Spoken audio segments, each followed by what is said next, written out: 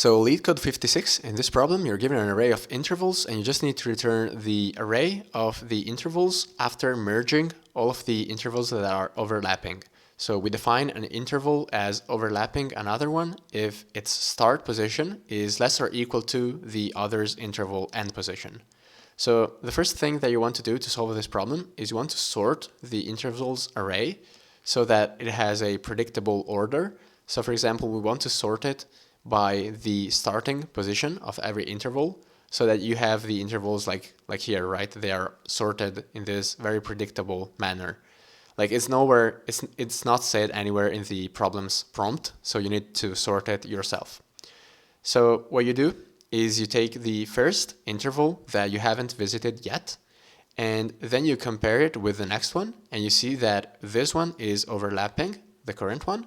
And so what you do is, since they are overlapping, you can now update the end coordinate to be the maximum between these two. So if this interval has a greater end position than the current one that you are examining, then you can update this 3 to be a 6, right? And you don't have to check the start position because you have sorted them by their start position. So there is no way that this next interval has a lower start position than this one because they are sorted, right? So yeah, that's what you do, and then you just keep doing that until you are either out of bounds or the next interval is no longer overlapping. Like in this case, this one is not overlapping with our current end, and so then you just stop and you push the updated value in the result, and then you start again from scratch with the new first interval that you haven't visited yet. And then you check, is the next one overlapping? No, it's not. So we just push it as is in the result. And then you do the same thing with this one. And that's how you build the solution. So now we're going to implement that in JavaScript. So we're going to have an empty result at the beginning, which we are later on going to return. And then we're going to sort the intervals based on their start position so that we have them in this predictable order. And then what you do is you loop through all of the intervals. You take the first one that you haven't visited yet. And what you do is you do a while loop, which is basically while the next interval is overlapping the current one and we are not out of bounds. And then in the body of the while loop, we're just going to update the end of our current interval with the maximum between the current end and the next interval's end. So yeah, we just check if we are out of bounds or not. So for example, here you could put instead something like I is less than the interval's length. I just put this because it's shorter.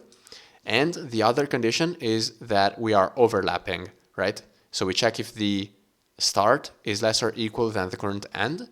And if so, then it means that we are overlapping. So if we are overlapping and we are not out of bounds, then we update the current interval's end position or index with the maximum between the current value that we already have and the possibly better next value, okay? And then you don't forget to increment I so that you actually move forward in the intervals.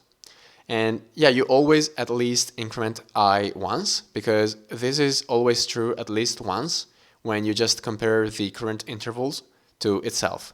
Right? So at the first iteration, you compare the current interval with itself and you see that it is overlapping. So you basically do nothing here, but at least you increment I.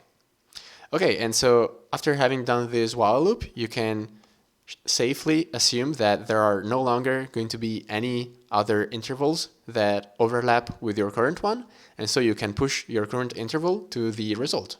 And that's it. I'm going to submit the solution to show you that it works. And the time complexity here is n log n, where n is the amount of intervals because we are sorting them. And the space complexity is O of n, where n is the amount of intervals because we need to store them in the result. But if you do not count the result array, then the space complexity is O of 1. So that's it for me today. Thank you for watching and bye.